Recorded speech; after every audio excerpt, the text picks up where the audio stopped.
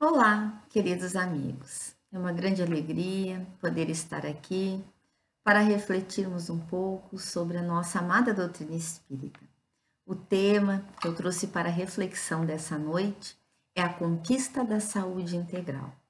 Todos nós desejamos estar saudáveis, especialmente neste momento que estamos passando enquanto humanidade. E também desejamos que todas as pessoas tenham saúde. Mas o que é saúde? Vamos ao conceito da Organização Mundial da Saúde, que nos diz que a saúde é um estado dinâmico de completo bem-estar biopsicossocial e não meramente a ausência de doenças.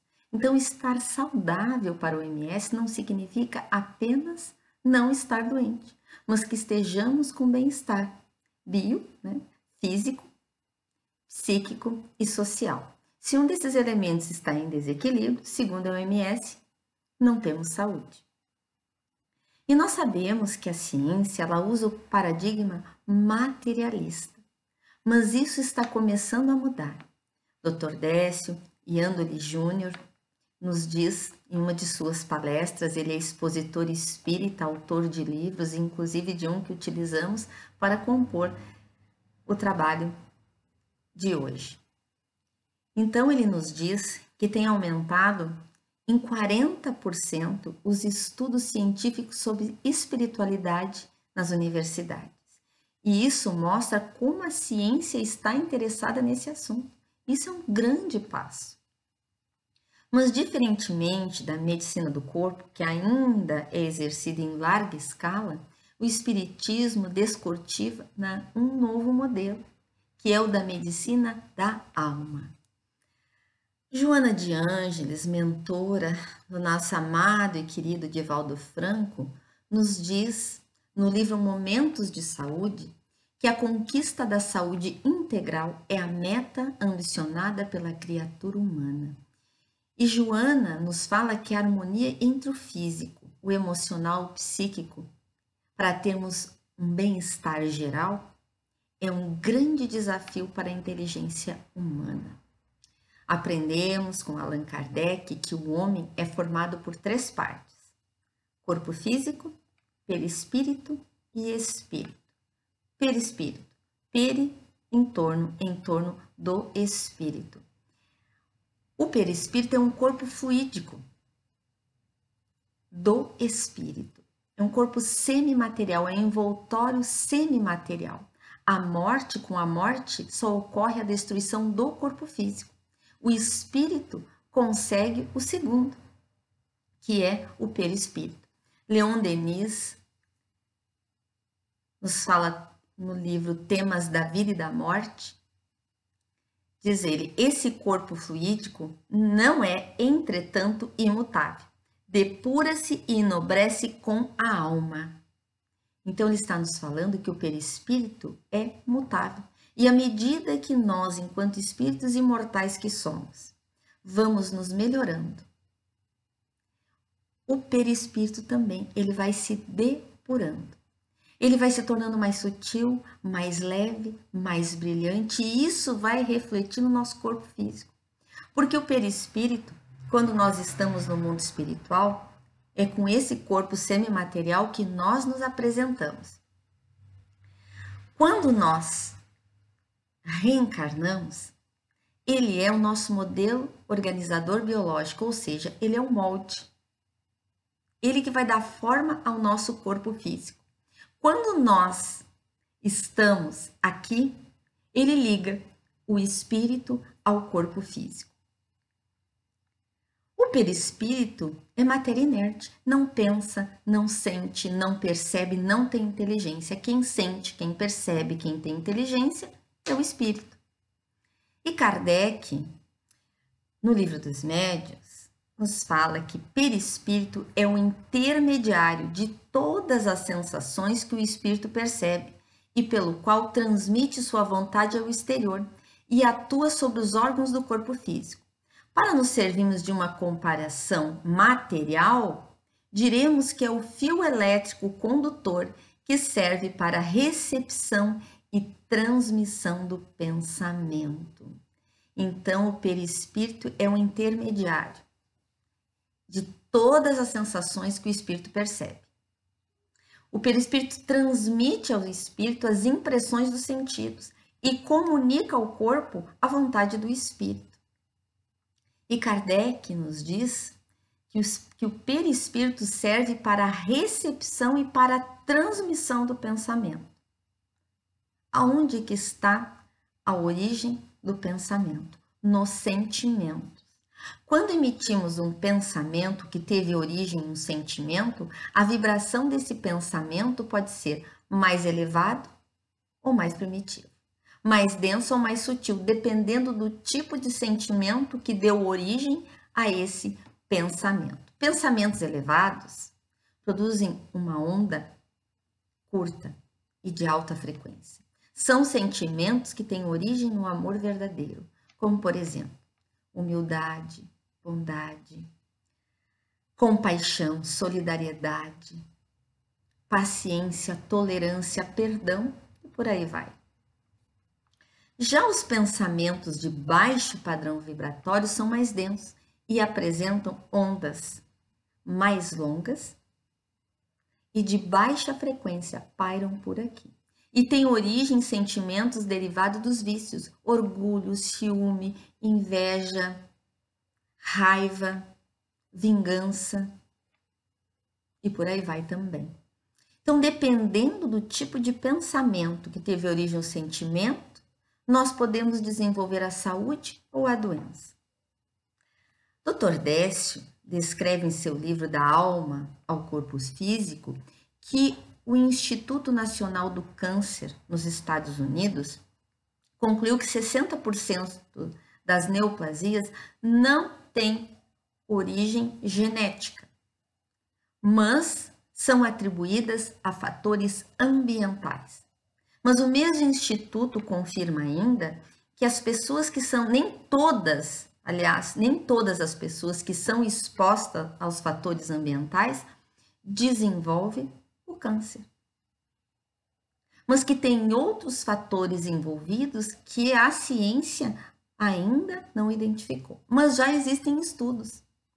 E com base nisso, o Dr. Décio cita dois autores, o Bruce Lipton e o Steve Berman, no livro Evolução Espontânea, onde eles apontam 3 situações capazes de gerar doença. A primeira é o trauma, por ação de forças externas, né? Esmagamento, acidentes, perfurações, torções.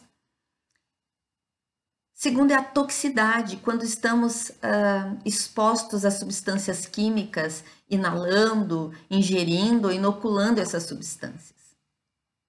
O terceiro, pensamento. É a terceira e mais importante influência nos sinais sobre o processo de doença é a ação da mente sobre o corpo físico, sobre a organização biológica. André Luiz, no livro Evolução em Dois Mundos, em 1958, nos fala que as células são animáculos infinitesimais domesticados. O que são animáculos infinitesimais domesticados?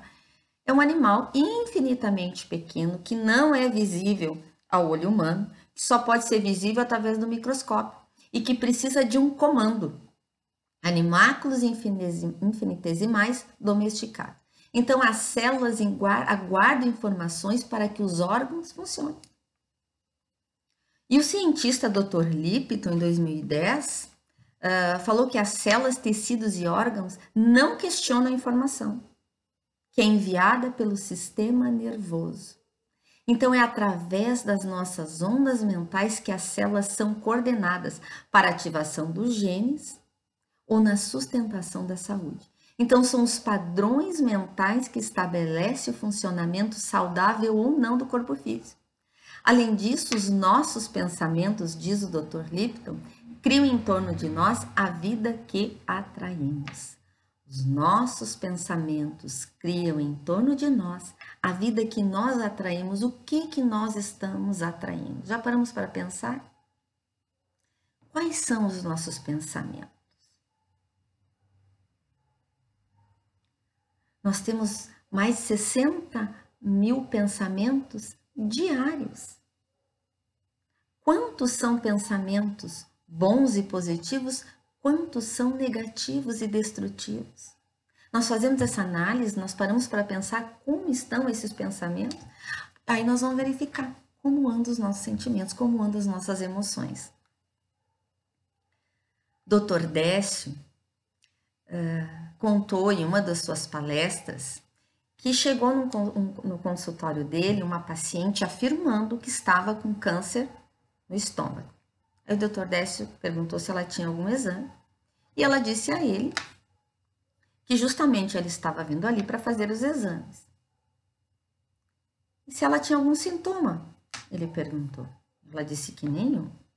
Então, tem algum familiar ou alguns familiares que já tiveram um câncer? Isso é recorrente, aliás, na tua família? Não.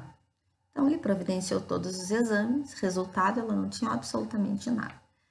E ela voltava todo ano para fazer as revisões, e todo ano ela dizia, estou com câncer no estômago.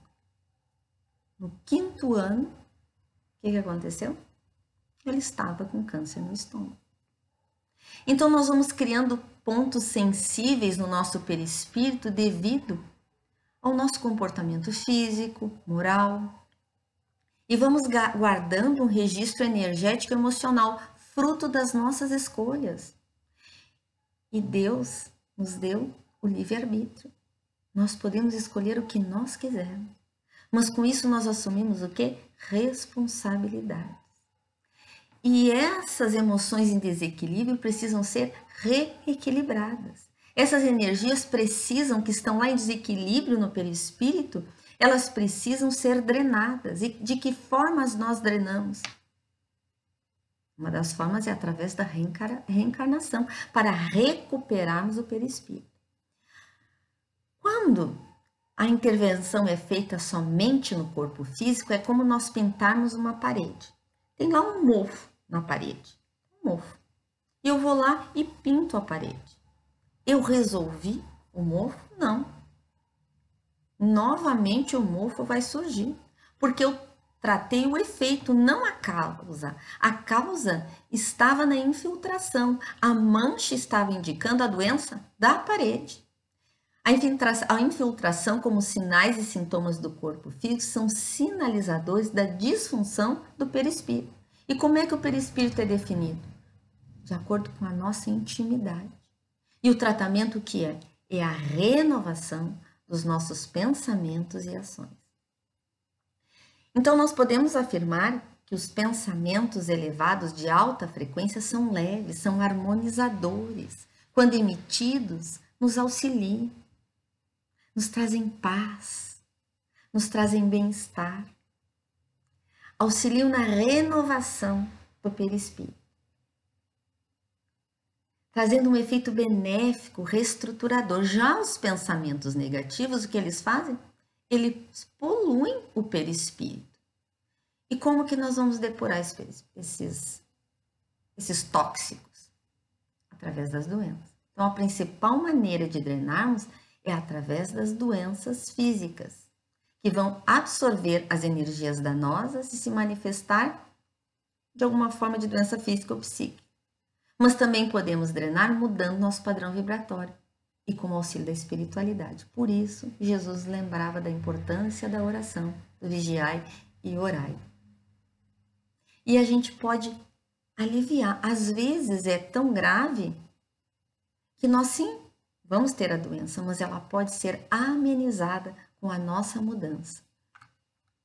E Leon Denis, no livro Depois da Morte, nos fala que a elevação dos sentimentos, a pureza da vida, os nobres impulsos para o bem e para o ideal, as provações e os sofrimentos pacientemente suportados, depuram pouco a pouco as moléculas perispirísticas, desenvolvem e multiplicam as suas vibrações. Como uma ação química, elas consomem as partículas grosseiras e só deixam subsistir as mais sutis, as mais delicadas. A elevação dos sentimentos,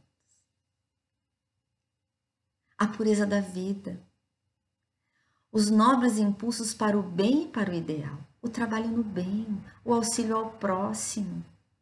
Ter um ideal, um sentido para a nossa existência. Qual o sentido da minha existência? O que eu estou fazendo aqui?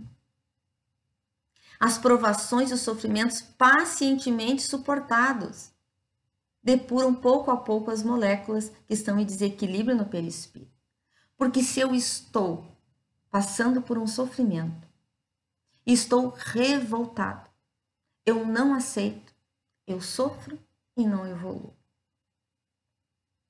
Então, nós precisamos da resignação. Mas a resignação não é acomodação, ela é ativa. Estou num processo de uma doença grave. Eu vou buscar o tratamento médico. Muitas vezes preciso de tratamento psicológico. E o auxílio espiritual, que é fundamental. Porque somos um espírito, momentaneamente nesse corpo físico. E quando eu aceito, mas vou à luta, isso me fortalece. Então, eu estou sofrendo, estou aprendendo. E, consequentemente, se eu estou aprendendo, eu estou evoluindo. E é isso que Jesus espera de nós. Então, meus amigos, seja qual for a maneira de efetuarmos a limpeza dessas impurezas densas e negativas, às vezes o sofrimento, a dor, que é física, o sofrimento é moral, são necessários.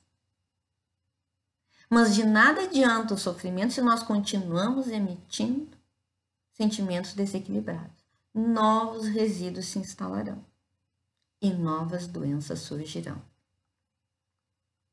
No livro Estante da Vida, Irmão X conta uma visita que ele fez junto com um amigo espiritual a um hospital. Tinham 4 pacientes internados. O título lá do capítulo do livro do Irmão X é Doentes e Doenças. Tanto o acompanhante do Irmão X como o Irmão X, eles não tinham prática no magnetismo curativo, mas eles estavam lá, dispostos a trabalhar no bem. E eles foram ver como estavam esses pacientes. O primeiro paciente, diz Irmão X, estava com falta de ar e suplicava: valei-me, Senhor, curai-me, ó Divino Salvador. Se eu ficar curado, não vou fazer outra coisa senão servi-lo. O segundo se contorcia de dores abdominais e dizia: oh, meu Deus, tende misericórdia de mim, concedei-me a saúde, porque se o Senhor me conceder a saúde, eu vou fazer a sua vontade. O terceiro gritava de cólica renal recidiva, ou seja, ele tinha seguidamente essas cólicas renais. Piedade, Jesus, salvai-me. Tenho mulher e 4 filhos. Se eu ficar curado, eu vou fazer exclusivamente a sua vontade. Esse também estava dedicado a servir Jesus. O quarto clamava por severa crise de artrite reumatoide. Jesus, ó Divino Médico, atendei-me. Todos com sentimentos nobres. Fato que tanto o Irmão X como o amigo espiritual do Irmão X ficaram tocados, muito tocados. Quantos apelos, quantas inflexões de confiança, de ternura, muito tocados, começaram a oração e promovendo a cura. Depois disso, os pacientes ficaram quase que totalmente curados. O Irmão X e o amigo retornaram para suas atividades, prometendo voltar na manhã seguinte. Quando eles chegaram lá, o quadro estava completamente diferente. O enfermo número 1, que estava com falta de ar, reclamava do irmão, dizendo como que o irmão não tinha ido visitá-lo. Ah, ele sabia o motivo, é porque ele devia dinheiro. Mas quando ele saísse dali, ele ia acertar as contas com ele, ameaçando agredir o irmão. O enfermo número 2 reclamou porque passou um senhor de uma determinada igreja, levando orações, muito carinho, e ele disse: mas que orações, coisa nenhuma, estou farto de rezar, Quero alta hoje mesmo. E se a situação não estiver lá em casa como eu penso, vai haver barulho grosso. O enfermo número 3 disse, mas quem falou em religião? Não quero saber disso. E gritando para a enfermeira que entrou à porta, disse, moça, se a minha mulher telefonar, diga que sarei e que não estou. Já o doente número 4 gritava com a moça que veio levar o café da manhã e disse para ela, saia daqui com esse café requentado, porque senão eu jogo o bule na sua cara. O irmão X e um amigo ficaram apavorados. Fizeram uma prece. Imediatamente o dirigente da instituição, o dirigente espiritual da instituição, veio ao socorro e muito bem-humorado disse a eles, vocês cometeram um pequeno engano.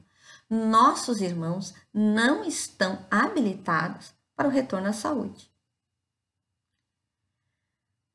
Com êxito desejado. Imprescindível baixar a taxa de melhoras efetuada.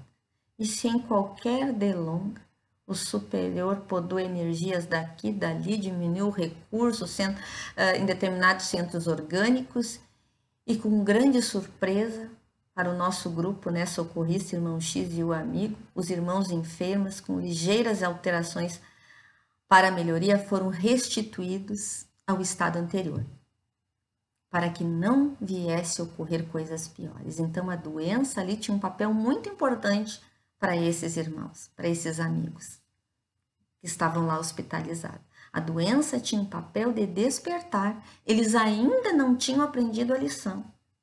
Eles não estavam aproveitando a bênção da doença, que nos ajuda ao despertar.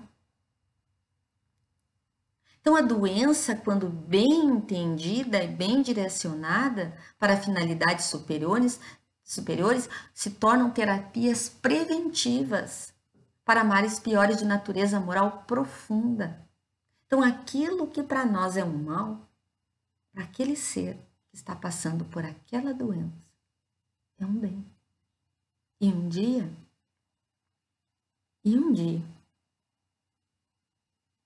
iremos entender isso.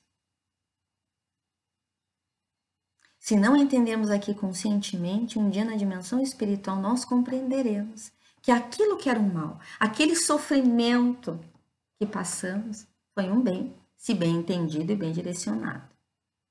Por isso que nas nossas orações, pelos nossos amores, nós temos que pedir a Deus que faça o melhor, porque nós não sabemos o que é o melhor. E como é que nós podemos então entender o papel da doença e direcioná-la para o nosso crescimento? Se faz isso através da reflexão. Nos perguntamos, o que essa doença está querendo me dizer? Não vai vir uma resposta pronta assim, né, como mágica, mas nós já começamos a movimentar o nosso mundo interno. Só nesse questionamento. Olharmos nos olhos. Vamos no espelho, né? Vamos lá olhar o que essa doença está querendo me dizer. E aí começarmos a refletir, amadurecendo as ideias que temos em relação à vida, quais são as nossas posições, muitas vezes duras, exigentes, inflexíveis, principalmente com o próximo, porque nós somos muito exigentes conosco e cobramos do outro também de forma exagerada.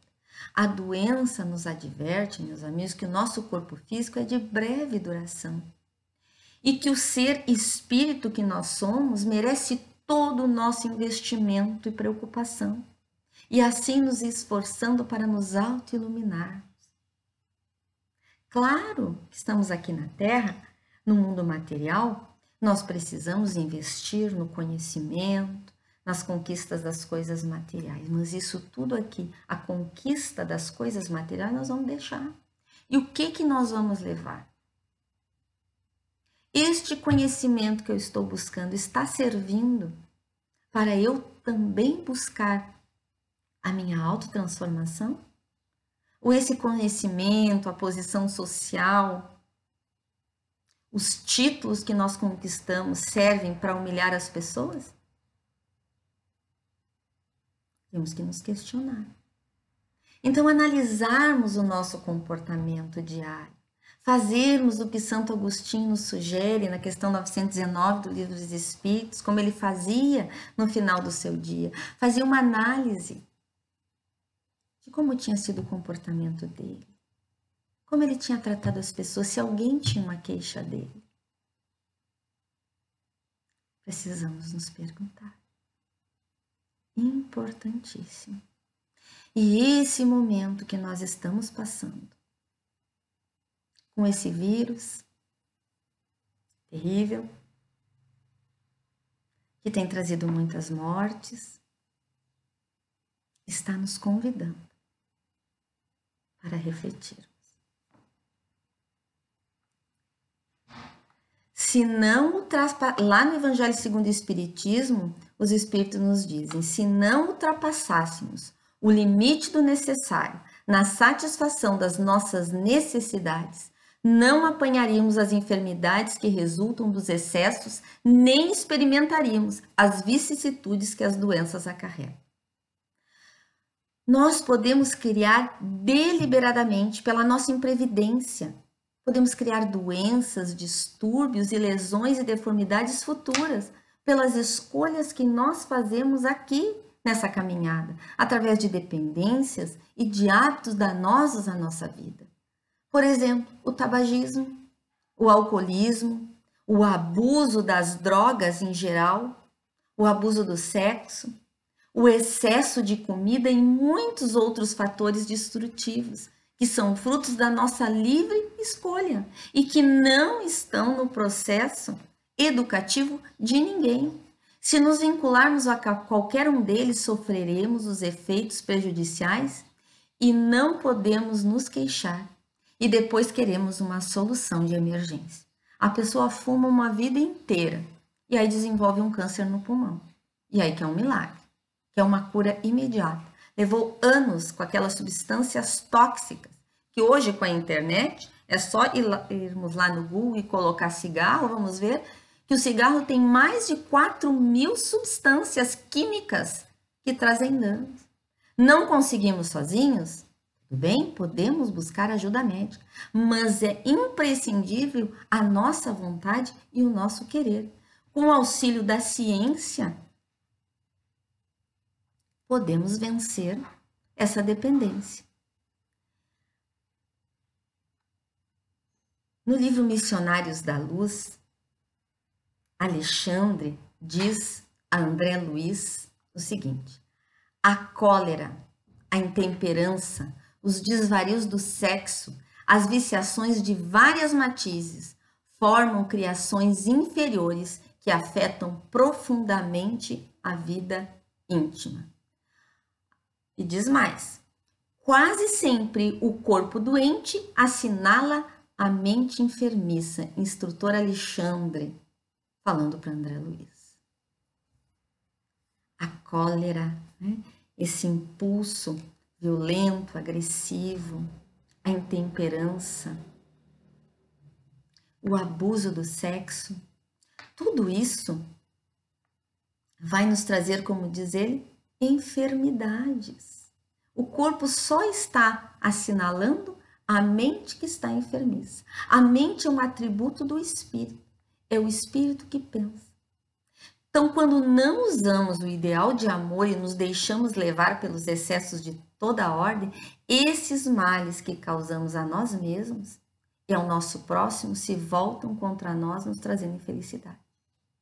Porque se nós somos coléricos, se nós somos agressivos, nós tornamos a vida daqueles que convivem conosco insuportável.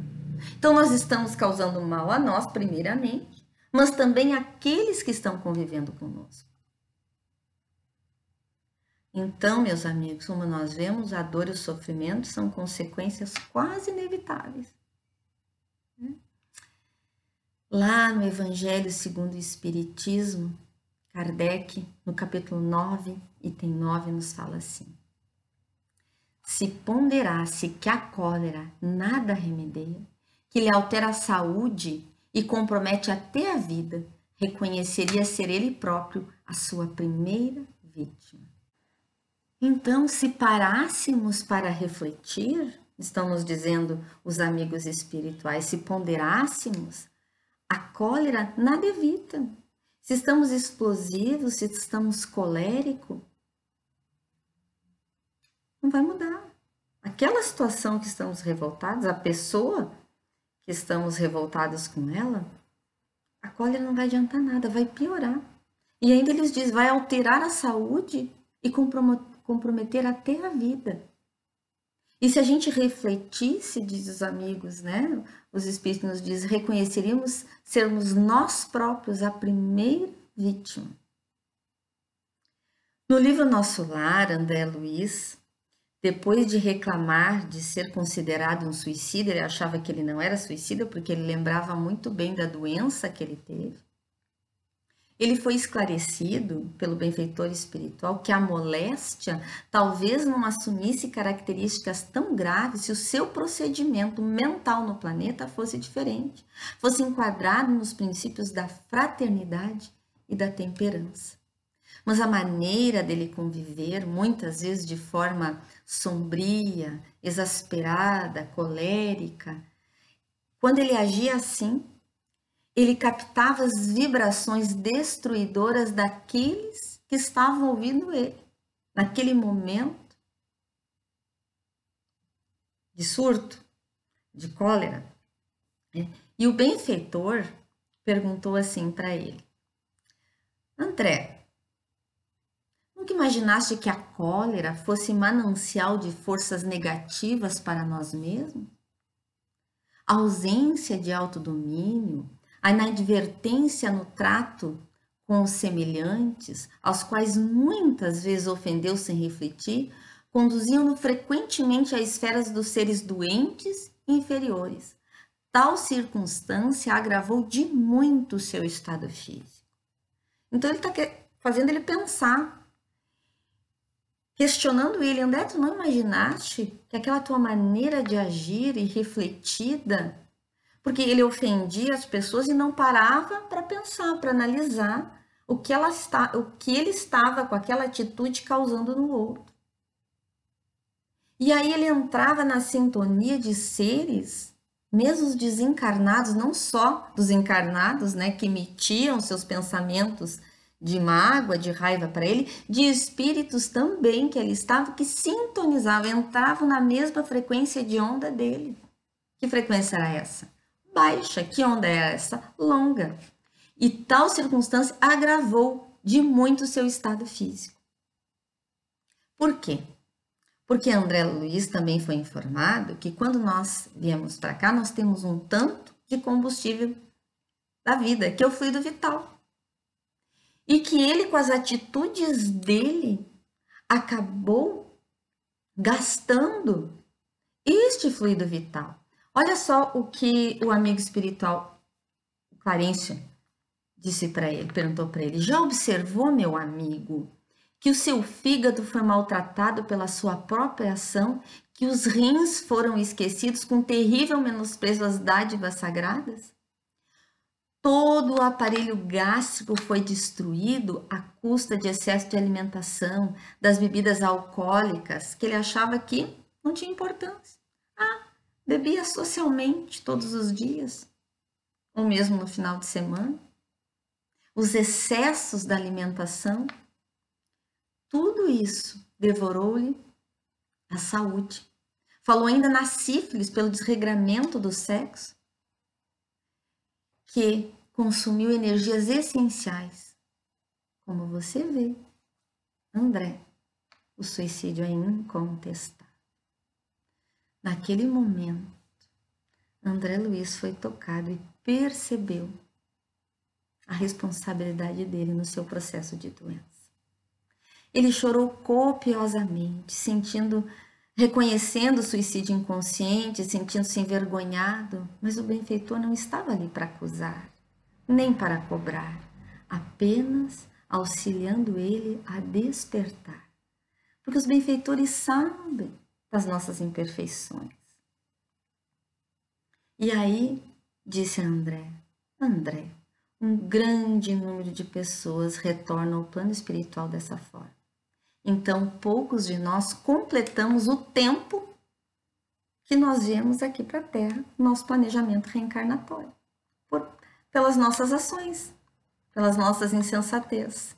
Hamed, no livro Renovando a Atitude, nos alerta que é mais fácil nos dizermos portador de uma frequente cólica intestinal do que se aceitar que é um indivíduo colérico e inflexível. Daí o corpo da gente vai falando, porque nós não olhamos para o mundo interno, para as nossas atitudes, para as nossas ações.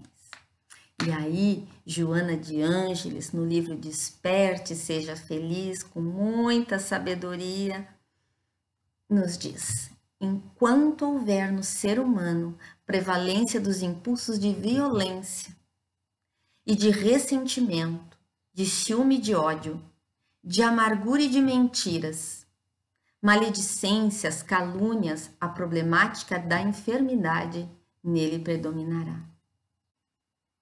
O ressentimento é um veneno para a saúde da alma e, consequentemente, para a saúde do corpo físico. Não há coração que não tenha passado pela mágoa. Todos nós somos espíritos imperfeitos. Ouço muitas pessoas falarem: não, eu não tenho mágoa, eu já esqueci.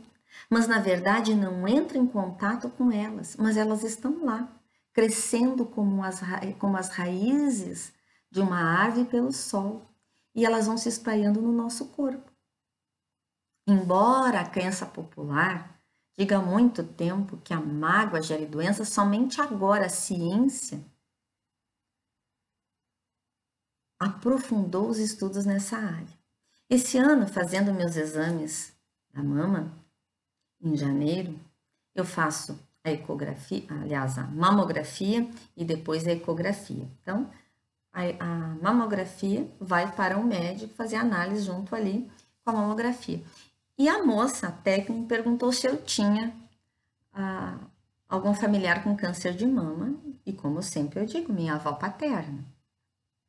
E como eu conheço o médico há tempo, faço sempre com ele os meus exames, eu comentei com ele da pergunta sobre a questão genética, porque a minha avó teve câncer de mama, ela teve 5 filhas mulheres, nenhuma teve câncer de mama, mais de 15 netas e bisnetas, e ninguém da família teve câncer de mama. Então, não é fator genético.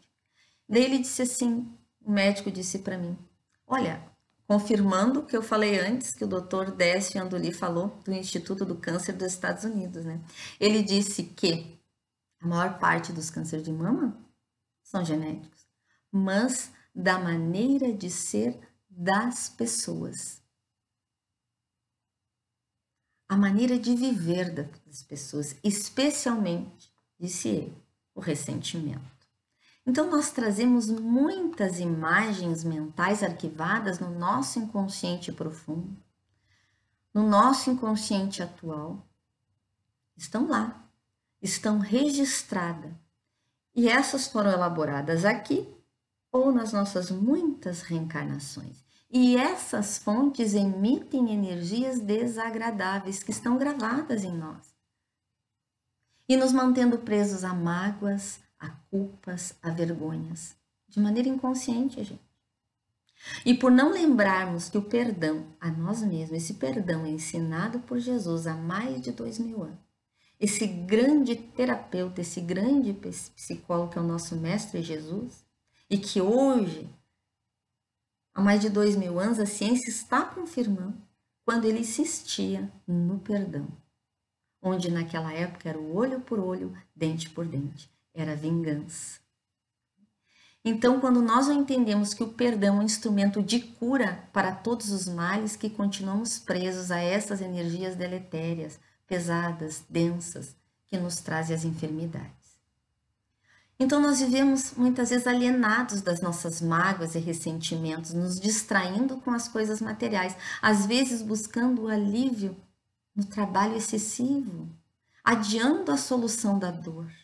Porque esse proceder é uma medida temporária, porque a vida vai cobrar e em algum momento nós vamos ter que entrar em contato com a nossa intimidade.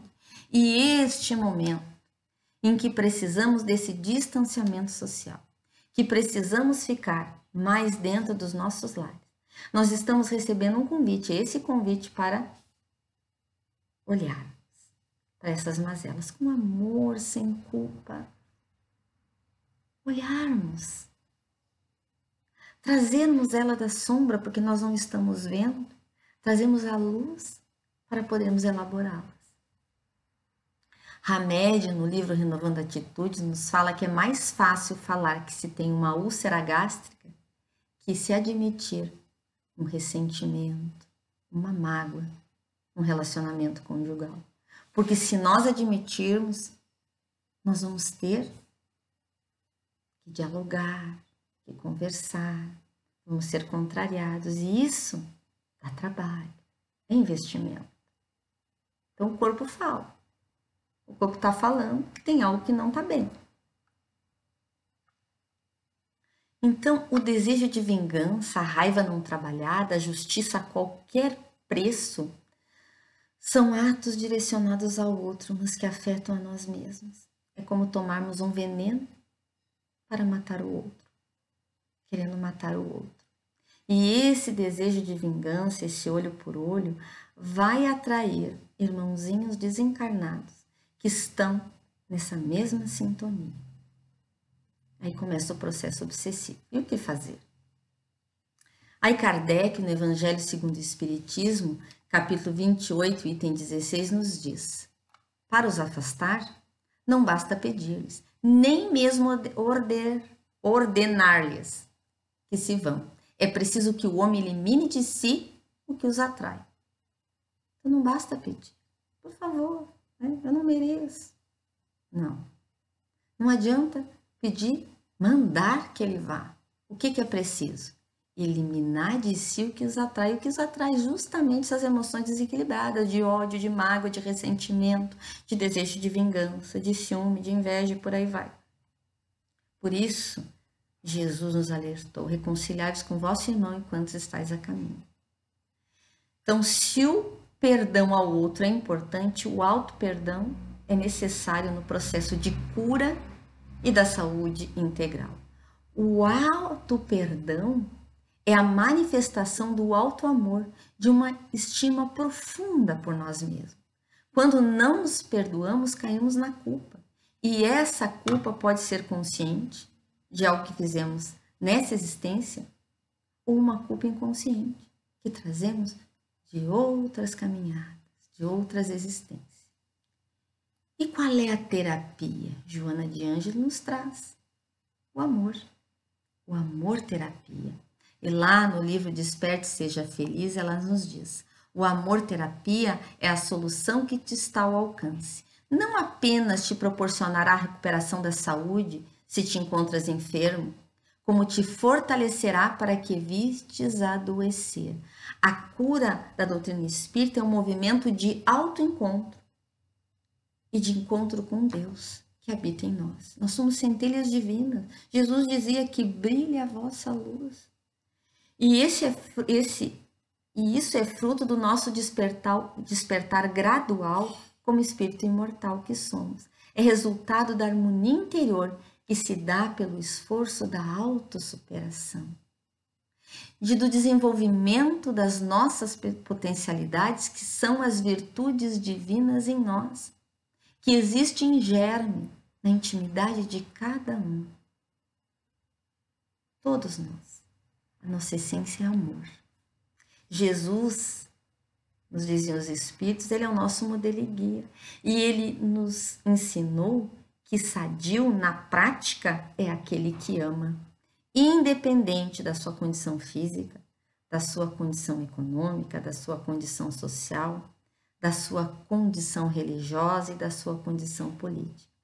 Todos que tivemos a bênção de conhecer a doutrina espírita, que é embasada nos ensinos de Jesus, temos o dever de plantarmos a paz em nossos corações, semeando o amor para mudarmos a energia psíquica, a psicosfera do nosso planeta. Vamos lembrar o que Jesus nos ensinou: conhecereis a verdade e a verdade vos libertará. Então a cura real só ocorrerá do interior para o exterior, da alma para o corpo físico, Nesse sentido, a cura tem início quando nós nos amamos e passamos a amar o nosso próximo. Toda a cura provém de Deus. O Evangelho de Jesus é o nosso roteiro seguro para a nossa renovação íntima, para o nosso equilíbrio interior e, consequentemente, para a saúde da alma e do corpo. Por isso, Jesus nos advertiu: orai e vigiai para não cair em tentação. É nessa sintonia elevada, nessa onda mental curta, de alta frequência, que nós vamos nos sintonizar com os benfeitores. E eles vão nos auxiliar nesse processo de cura do corpo e da alma. Encerrando, ficamos com a mensagem de Joana no livro Desperte, Seja Feliz. Busca vibrar na onda do amor e da confiança irrestrita em Deus, orando e agindo com acerto, e estimula o teu médico interior a preservar-te a saúde, para bem atenderes os elevados cometimentos da tua atual reencarnação.